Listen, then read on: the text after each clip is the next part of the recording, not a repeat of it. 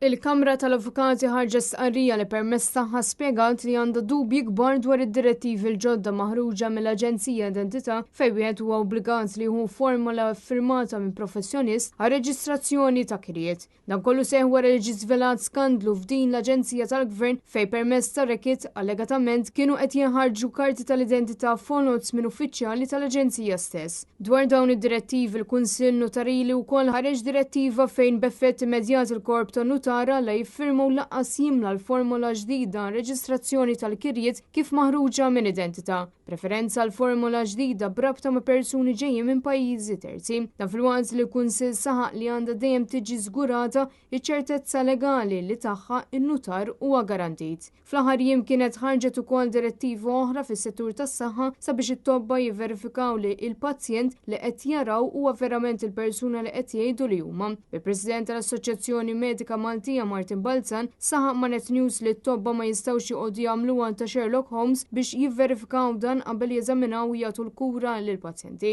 Il-Kamra tal-Avukati minnaħa tagħha qalet li huma ma ġewx marfa bit-tibdil dwar l-iffirmar tal-kirjiet tant naqqas biss ġew ikkonsultati mill-Aġenzija. L-istess bħall-Kunsill Notarili, il-Kamra tal-Avukati ħarġet direttiva sabiex l-avukati ma jimlew laqqas jiffirmaw l-ebda formola brabta ma' dan it-tibdil.